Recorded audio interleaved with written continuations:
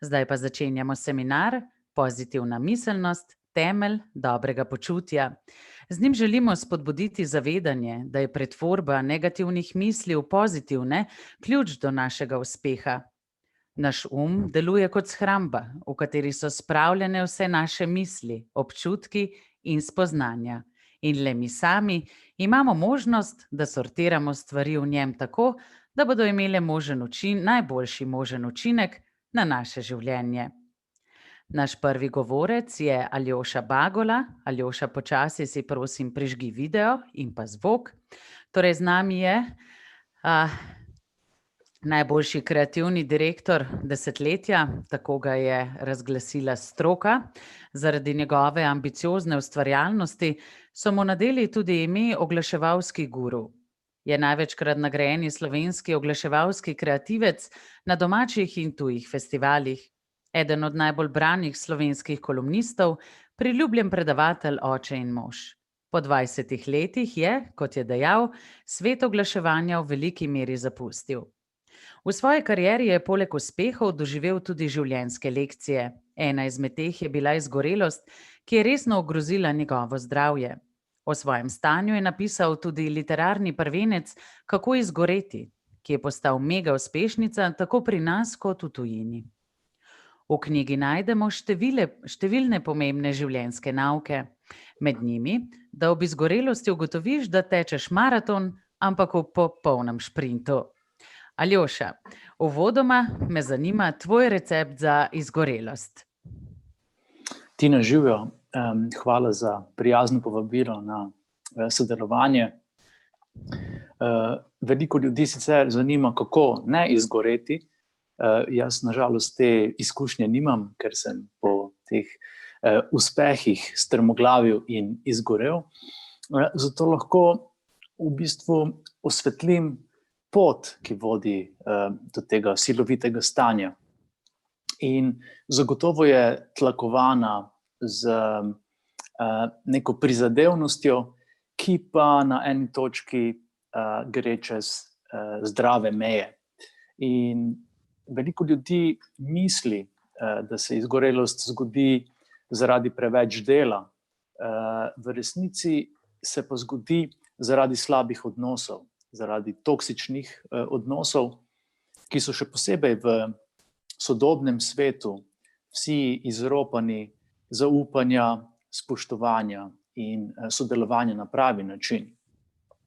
Lahko tudi rečem, da sem v svojem primeru, ker sem doživel eno veliko poslovno, osebno razočaranje, imel tudi skrhan odnos z samim sabo. V ozadju so nekako delovali ali pa me pestili neki kompleksi, ki jih nisem prepoznal, neki v bistvu nezavedni vzorci, ki so v veliki meri oblikovali moj način razmišljanja ali pa delovanja v tem svetu. In tako sem se po eni strani nekako vedno gibal med tem silovitim uspehom in na eni točki, ko se je to omenjeno razočaranje zgodilo, nekimi občutji izpraznjenosti, nesmisla, nezadovoljstva.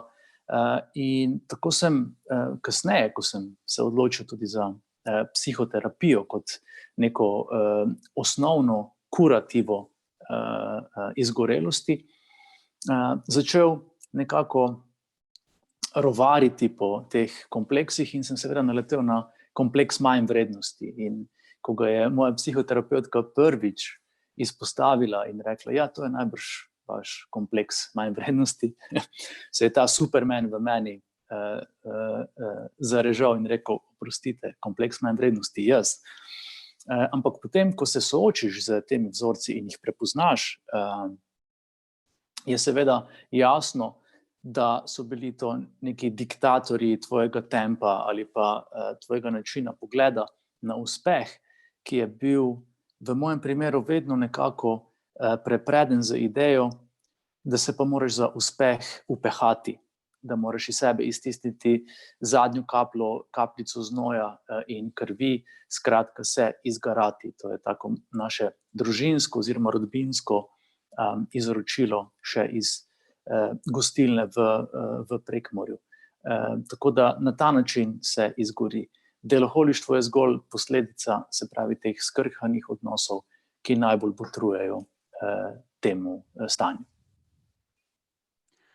Kako pa, Aljoša, komentiraš stanje duha v današnji družbi, ko na družbenih omrežjih tekmujemo za všečke, tudi z goloto, telesno privlačnostjo, stalno smo prisotni, stalno smo razpoložljivi? Ljudje smo v bistvu zelo zanimiva bitja.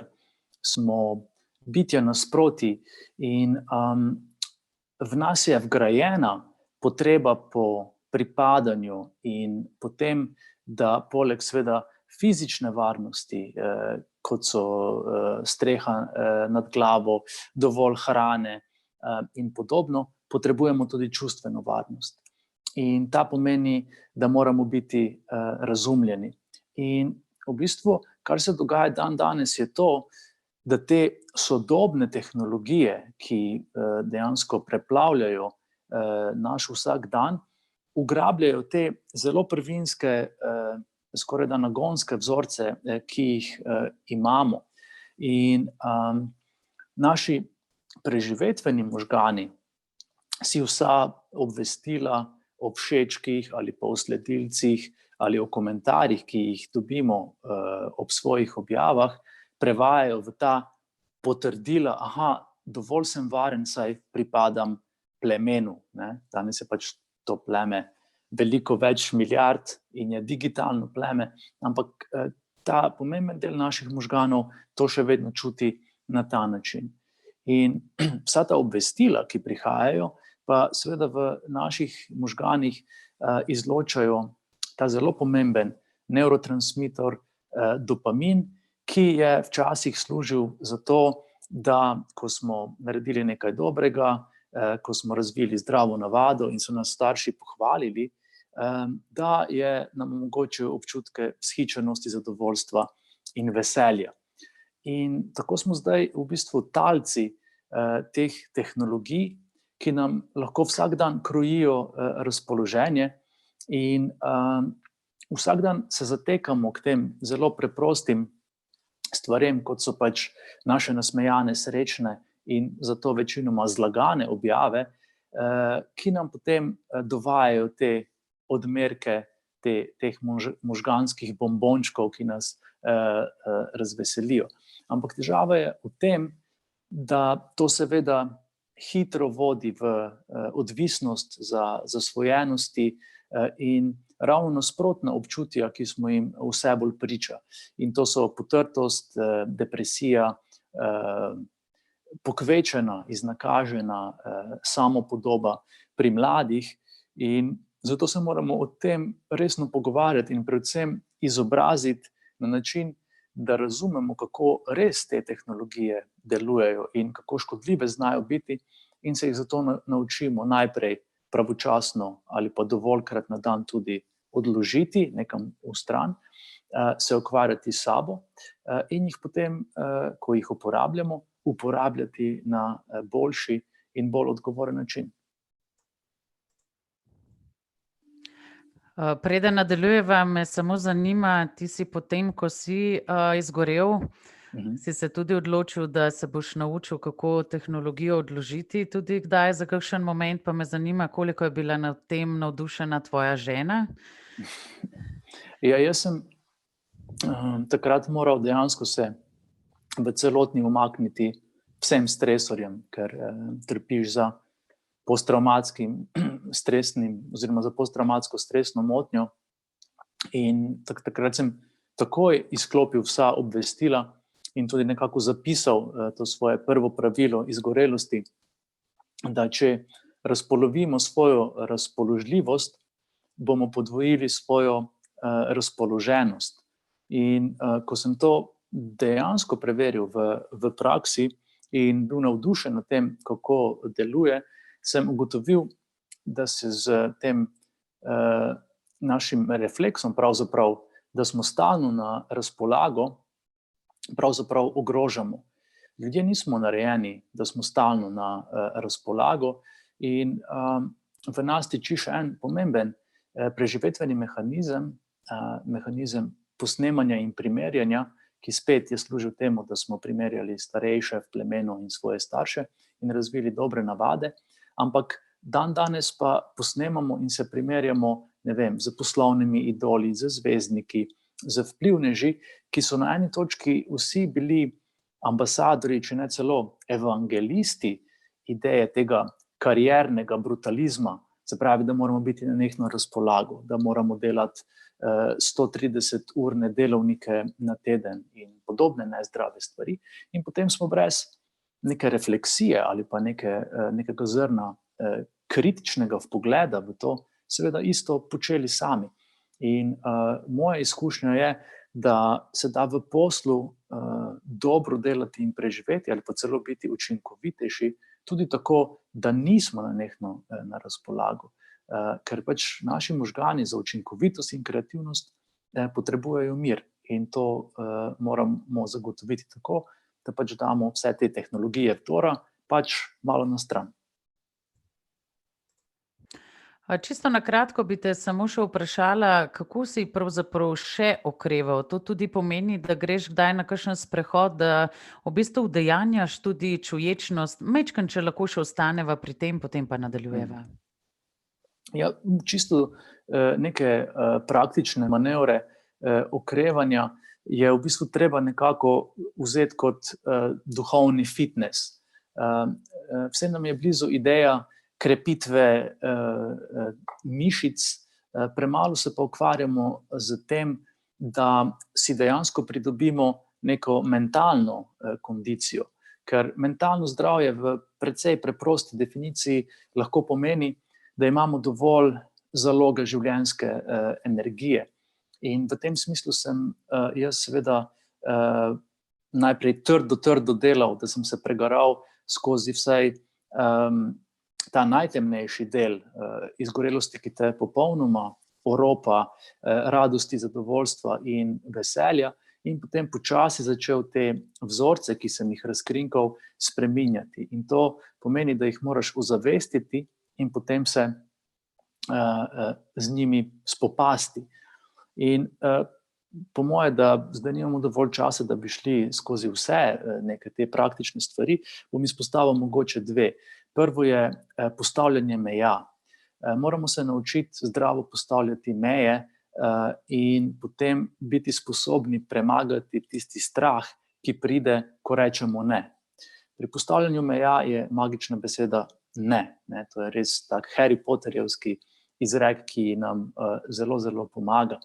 Ampak, ko ga prvič izrečemo, seveda zdaj ljudje na drugi strani, ki so navajeni požrtvovalnega, odgovornega in vedno pripravljenega tebe, se obnemijo in rečejo, oprosti, kako misliš ne, saj ti si vendar vse zrihtal, za vse poskrbel in mi smo bili razbremenjeni. In potem ta tvoj novi jaz, ki je moral tega neuničljivega supermana v tebi nasilno upokojiti, seveda zdaj trepeta in je prvič soočen s tem, da je rekel ne. In pač starševski glas v tebi doni in odmeva, kako si drzneš reči ne.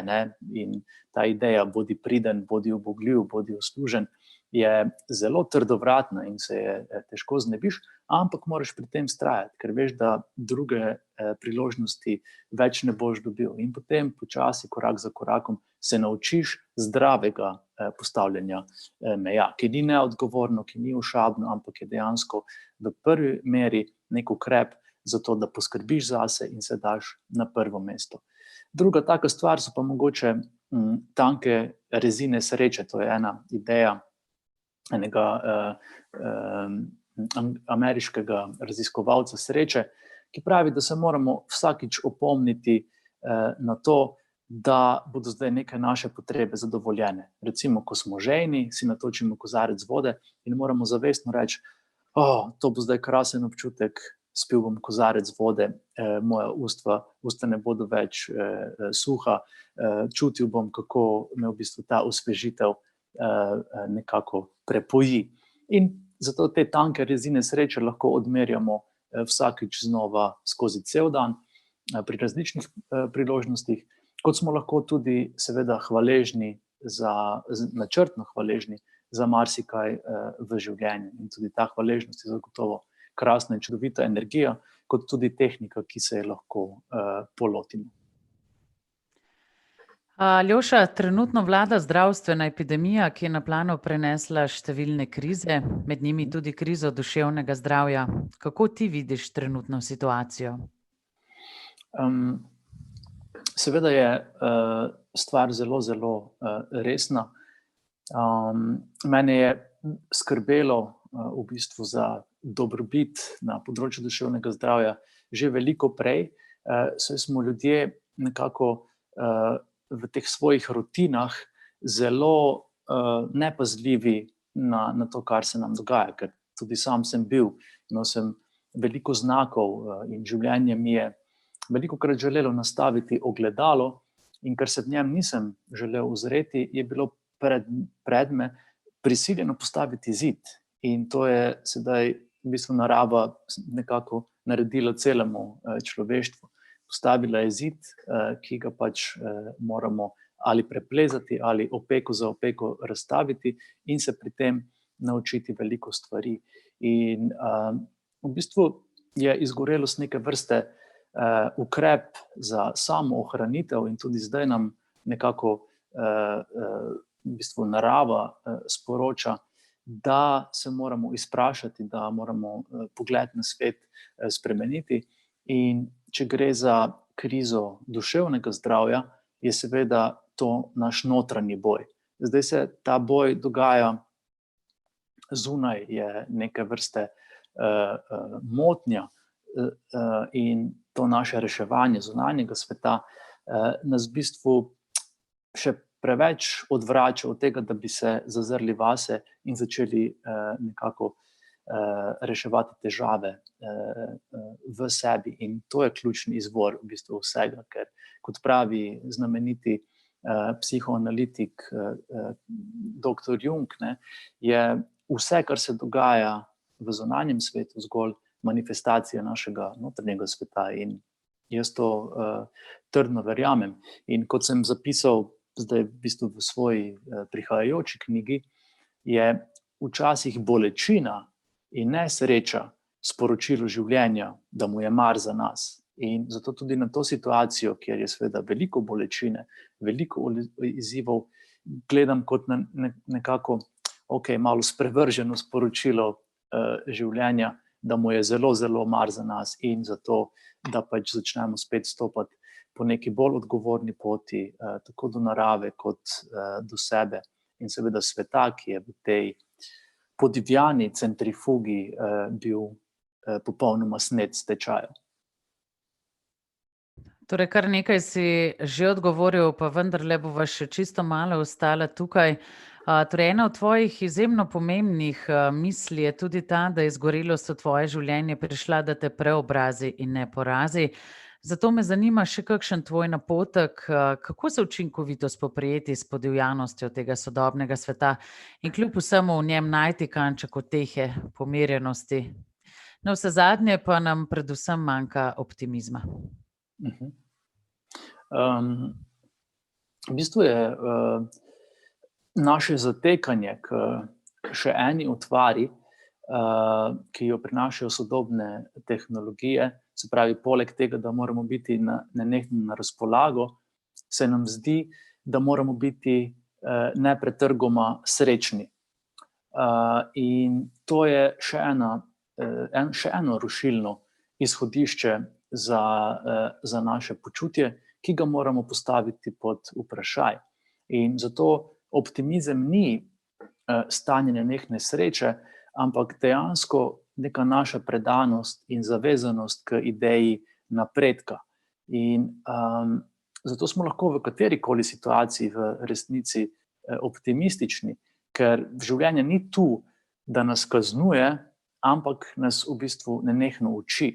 In če smo pripravljeni postaviti se v vlogo učenca, je to lahko krasno izhodišče za naš osveženi optimizem. Ker kar se dogaja, je to, da mi želimo svet vedno na silo spremeniti, kot na nakupovalnem listku mu izročamo svoje želje, zahteve, namere in potem večinoma potrti ugotavljamo, da nam postreže z diametralno nasprotnim. In zato se moramo naučiti upravljati z svojimi pričakovanji, ker samo tako bomo prišli do nekega resničnega zadovoljstva. In če je naše pričakovanje, da bo svet vedno krasen, naklonjen in gotov, bomo seveda večinoma ali pa velikokrat nezadovoljni. In zato je tu pač ključna valuta seveda zaupanje. In zaupanje vase pomeni, da znamo delati, da znamo izbirati in da znamo sprejemati svoje odločitve. In veliko ljudi, na žalost, v tem smislu podleže vlogi žrtve, kjer nekako spet nezavedno se počutijo najbolj varni v zavetju znane bolečine in te, kot pravijo tudi strokovnjaki, priučene nemoči. In Slovenci seveda smo tudi znani po tem, da imamo zelo visok prag bolečine in zato lahko tudi v vlogi žrtve zelo, zelo dolgo vztrajamo. In tudi pri sebi sem kdaj prepoznal kakšne takšne stvari in se spet lotil tega odmetavanja in kidanja te nesnage, da sem prišel do, če lahko temu rečem, notranjega algoritma in videl, kako so stvari programirane, ne? Kako mislim, kako na to čutim in kako na to ravnam. In ko v bistvu to zaporedje začnemo upoštevati, ne, potem lahko začnemo upravljati z tem, da mislimo bolje, da ne mislimo kot žrtev, ampak začnemo misliti kot optimist, se pravi kot učenec, ki si želi napredka. In potem, ker so pač čustva odziv telesa na naše misli, seveda se začnemo počutiti malo drugače in malo bolje. Je pa težava v tem, da je seveda navada železna srajca in da moramo to početi vsak dan predano in da nas to prav tako izčrpava, kot nas v bistvu ti krvosesi, se pravi ti nezavedni vzorci sicer. Ja, zelo zanimivo in pomembno razmišljanje. Mogoče bi jaz, preden nadaljujeva še z zadnjim vprašanjem, spodbudila ljudi, da zastavite vprašanje Aljoši, da izkoristite to priložnost, ko ga še lahko kaj vprašate. Aljoša, jaz pa bi te prosila še za eno razlago, in sicer zapisal si tudi, da je smisel življenja torej ni v tem, kaj pustiš za seboj, kot si prej že nekaj nakazal, kako smo Slovenci pregovorno nepredani, ampak o tem, kaj življenje pusti v tebi. Ljudje se zelo ukvarjamo z svojo zapuščino in marsikdo zato podlega temu najbolj onemogočujočemu vprašanju v našem življenju, ki je, kaj si bodo o nas mislili drugi. To smo velikokrat slišali od svojih staršev. Joj, kaj si pa bodo drugi mislili o tem, o tebi, kakšen si. In to se tako globoko zažre v nas, da v bistvu nas potem ta strah pred delanjem napak nezavedno hromi celo življenje. In spet ima to veze s temi našimi preživetvenimi vzorci, kjer, ne vem, če smo v plemenu res delali preveč napak, nas je pleme izločilo in tako smo si možnosti za svoje preživetje praktično zdesetkali. In zato spet ti primitivni deli naših možganov napake enačijo z smrtjo. Zato nas je delanja napak tako zelo strah. In kar se potem zgodi je, da se popolnoma prilagodimo pričakovanjem drugih, temu, kar si drugi mislijo, da bi mi morali početi, in tako se odrečemo svoji edinstvenosti in svojim talentom, pri čemer pa pozabimo, da je edina in resnična pot do sreče in izpolnjenosti v našem življenju tista, kjer si svojo edinstvenost in talente dovolimo uresničiti brez obremenjevanja s tem, kaj si bodo o tem mislili drugi.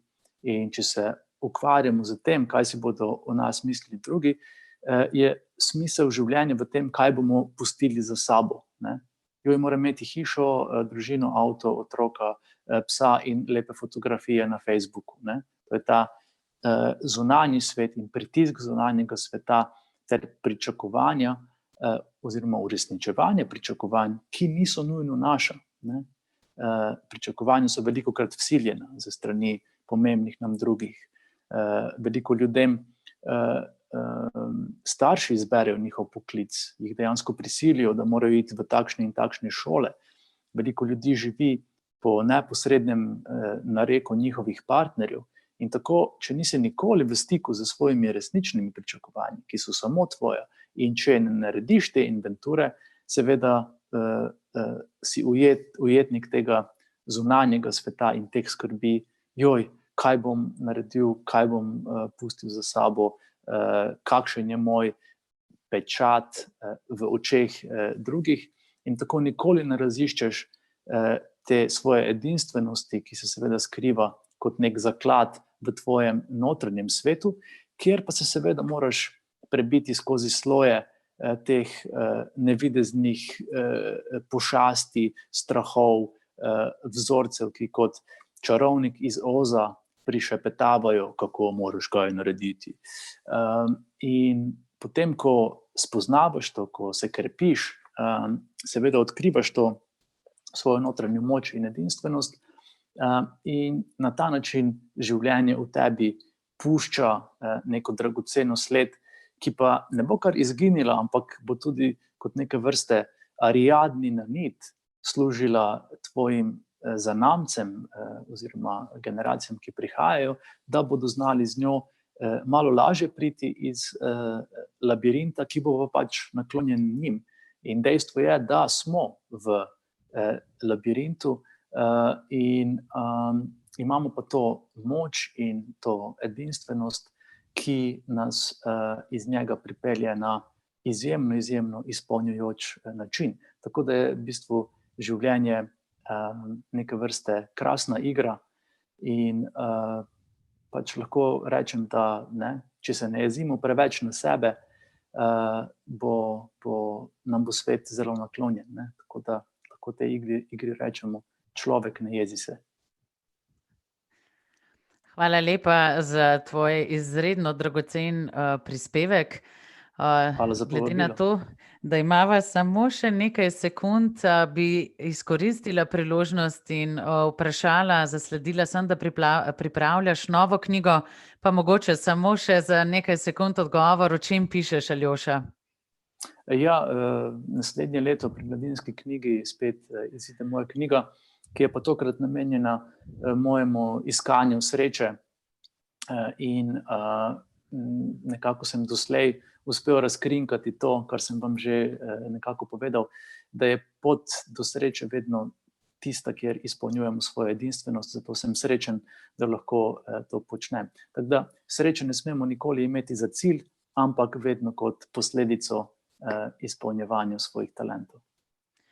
Aljoša, hvala lepa, vmes pa sva le dobila vprašanje za tebe, pa bi lepo prosila mogoče za en krajši odgovor. Kateri je tvoj največji talent in hkrati tvoja največja poguba? Kako krmariš med njima? Jaz sem zagotovo edinstven pripovedovalec zgodb. Ta pečat sem že pustil v oglaševalski karieri in zdaj pač z njim nadaljujem. V bistvu ne bi rekel, da je karkoli moja poguba.